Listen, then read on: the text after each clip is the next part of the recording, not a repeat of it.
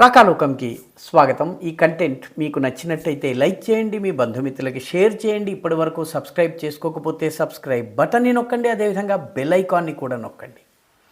మిత్రులారా, ప్రపంచంలో ముస్లిములకు అత్యంత అసురక్షితమైనటువంటి దేశం, బయటకు వెళితే ప్రాణాలతో తిరిగి వస్తారో లేదో తెలియనటువంటి దేశము, పూర్తి అభద్రతా భావంతో సగటు ముస్లిం జీవించే దేశమేది? ఈ ప్రశ్న వేస్తే 99 మంది తప్పుడు ఆన్సర్ ఇస్తారు. యూరప్లో ముస్లింలు చాలా సురక్షితంగా ఉన్నారు, వాళ్ళకి ప్రజాస్వామ్యబద్ధంగా హక్కులు ఉన్నాయి, అక్కడి లిబరల్ వ్యవస్థల నుంచి అన్ని సర్వ అధికారాలు వాళ్ళకి సంక్రమిస్తున్నాయి. భారతదేశంలో కూడాను ముస్లింలు పూర్తి అధికారాలతో ఉన్నారు, దుర్గా పూజను అడ్డుకోగలరు, రకరకాల స్వేచ్ఛగా వాళ్ళ కార్యక్రమాలు నిర్వహించగలరు, అన్ని రకాలుగా ఉన్నాయి. ముస్లిములకు అత్యంత అసురక్షితమైన దేశం ఏది అని కనుక చెప్తే అది పాకిస్తాన్. పాకిస్తాన్లో ముస్లిముల యొక్క భద్రతకు ఎలాంటి గ్యారంటీ లేదు. ఇంటి నుంచి బయటకు వెళ్ళిన ముస్లిం ఇంటికి తిరిగి వచ్చేటటువంటి పరిస్థితి లేదు. ఇంటికి తిరిగి వస్తే అదృష్టవంతుడు. తమాషా ఏంటంటే, చంపడం కూడా ఏదో లా అండ్ ఆర్డర్ కేసో, లేకపోతే రోడ్ యాక్సిడెంటో, దొమ్మియో, దోపిడియో, లేకపోతే దొంగతనమో, కిడ్నాపింగ్ వల్లనో కాదు, మతపరమైన కారణాల వల్లనే ఈరోజు వాళ్ళ ప్రాణాలకి రక్షణ లేకుండా పోతున్నది. బహుశా ప్రపంచంలో మతం ఆధారంగా జరిగేటటువంటి దాడులలో అత్యధికంగా చనిపోతున్నటువంటి ముస్లిములే చనిపోతున్నటువంటి దేశం పాకిస్తాన్. పాకిస్తాన్లో ఈరోజు అహ్మదియాలు పాకిస్తాన్ ఏర్పాటులో అత్యంత కీలక పాత్ర వహించిన సర్ జఫరుల్లా ఖాన్, అదేవిధంగా పాకిస్తాన్కి సంబంధించి ఏకైక నోబెల్ ప్రైజ్ గ్రహించినటువంటి అబ్దుల్ సలాం వంటి సైంటిస్ట్, వీళ్ళందరూ అహ్మదియాలు. ఈ అహ్మదియాల్ని ముస్లిముగానే భావించరు, వాళ్ళపైన దాడి చేస్తారు. వాళ్ళు ఖురాన్లో ఉన్నటువంటి వాక్యాలు తమ సమాధులపైన రాసుకున్నట్టయితే సమాధుల్ని ధ్వంసం చేస్తారు. ఈ రకంగా వాళ్ళకి ఎటువంటి రక్షణ లేదు. అంతేకాదు, ముస్లింలలో ఉన్నటువంటి షియాలకు సున్నీలకు కూడా పడనటువంటి పరిస్థితి.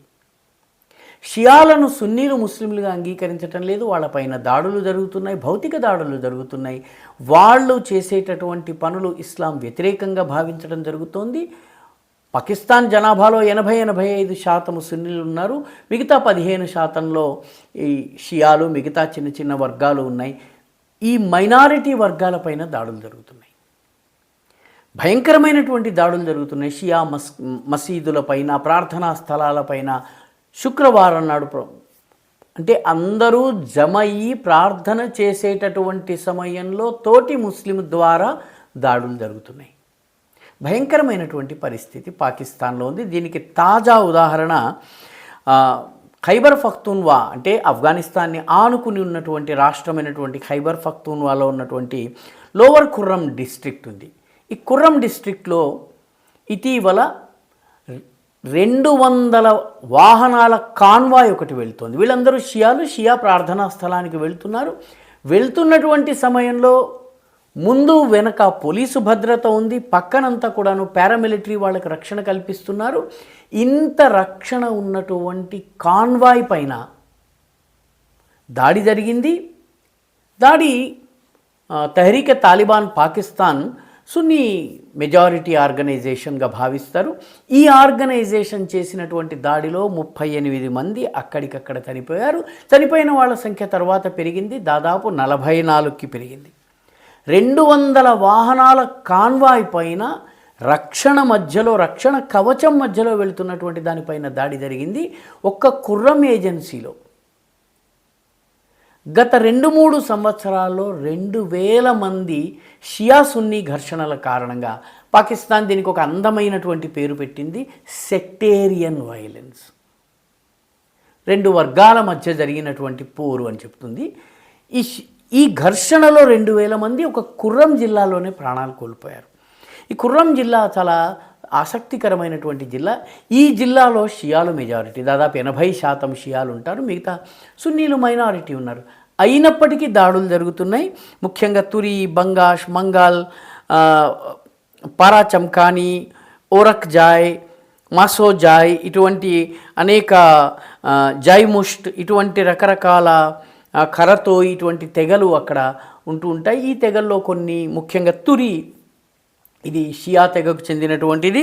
తురికి అదేవిధంగా అక్కడ ఉన్నటువంటి మిగతా షియా తెగలకి, ముఖ్యంగా మంగల్ తెగకి చెందినటువంటి వాళ్ళకి మధ్య 1982 నుంచి ఘర్షణ.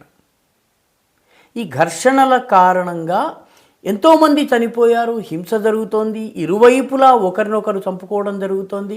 మొత్తం మీద ఈరోజు పాకిస్తాన్లో మతపరమైన కారణాల వల్ల ముస్లింలకు భద్రత లేనటువంటి పరిస్థితి, ముస్లిం మెజారిటీ పాకిస్తాన్లో. తమాషా ఏంటంటే అసలు పాకిస్తాన్ ఏర్పాటులోనే ఈ కన్ఫ్యూజన్ ఉంది. పాకిస్తాన్ ఏర్పడ్డ తరువాత ముస్లిం ఎవరు అన్నటువంటి విషయాన్ని నిర్వచించవలసిన అవసరం వచ్చినప్పుడు పాకిస్తాన్ ప్రభుత్వము జస్టిస్ మునీర్ అనే ఆయన ఆధ్వర్యంలో ఒక కమిటీ ఏర్పాటు చేసింది. ఆ జస్టిస్ మునీర్ కమిషన్ ఒక 4-5 సంవత్సరాల పాటు దర్యాప్తు చేసింది, విచారణ జరిపింది, మత గ్రంథాలను అధ్యయనం చేసింది, మత పెద్దలతో సంప్రదించింది. ఒక 150-160 మంది మత పెద్దలతో సంప్రదించిన తరువాత ముస్లిం ఎవరో నిర్వచించలేక కమిషన్ చేతులు ఎత్తేసింది. ఎందుకంటే షియా దృష్టిలో సున్నీ ముస్లిం కాదు, సున్నీ దృష్టిలో షియా ముస్లిం కాదు, వీళ్ళిద్దరూ అహ్మదియాలు ముస్లింగా భావించరు, ఈ రకంగా ఇస్మాయిలీలను కొందరు ముస్లింలుగా భావించరు, ఈ రకంగా రకరకాలుగా ఒకరినొకరు భావించకుండా ఒకరినొకరు ఎక్స్క్లూడ్ చేసుకునేటటువంటి ఎక్స్క్లూజివిస్ట్ ఆలోచన విధానం ఉందని మునీర్ కమిషన్ రాజకీయంగా ముస్లింని డిఫైన్ చేయవచ్చు కానీ మతపరంగా ముస్లింని డిఫైన్ చేయలేము అన్నారు. అంటే ఇస్లాం ఆధారంగా, ముస్లిం ఐడెంటిటీ ఆధారంగా పవిత్ర స్థానంగా ఏర్పడ్డటువంటి పాకిస్తాన్లో ఈరోజు ముస్లింకి అత్యంత తక్కువ భద్రత లేదా రక్షణ ఉన్నటువంటి దేశము పాకిస్తాన్. పాకిస్తాన్లో ఈరోజు మతపరమైన కారణాల వల్ల దాడులు జరుగుతున్నాయి. దిక్కులేని పరిస్థితిలో బాంబు దాడుల్లో, ప్రార్థనా స్థలాలపైన దాడుల్లో చాలా పెద్ద ఎత్తున చనిపోవడం జరుగుతోంది. మొత్తం మీద ఈరోజు కూడా కుర్రం ప్రాంతంలో 1982 నుంచి 2300 మంది శరణార్థులుగా, షియాలు శరణార్థులుగా జీవిస్తున్నారు. మన దేశంలో కూడా 1989 ప్రాంతంలో కశ్మీరీ హిందువులు శరణార్థులుగా వచ్చారు. ఈ రోజుకి వాళ్ళు శరణార్థులుగా ఉన్నారు. కానీ ముస్లిం జనాభా ఎక్కువగా ఉండే పాకిస్తాన్లో, ఇస్లామిక్ రిపబ్లిక్ ఆఫ్ పాకిస్తాన్ అని తాను చెప్పుకునే పాకిస్తాన్లో 2300 కుటుంబాలు 1982 నుంచి ఇప్పటి వరకు శరణార్థులుగానే సొంత ఊరికి వెళ్ళలేనటువంటి పరిస్థితి ఉంది. కాబట్టి ముస్లింలకు మోస్ట్ అన్సేఫ్ దేశం ఏదన్నా ఉంటే అది పాకిస్తాన్. ఈ వీడియో మీకు నచ్చినట్టయితే లైక్ చేయండి, షేర్ చేయండి, ఈ ఛానల్కు సబ్స్క్రైబ్ చేయండి. మీ అభిప్రాయాన్ని కమెంట్ల రూపంలో తప్పనిసరిగా పంపించండి.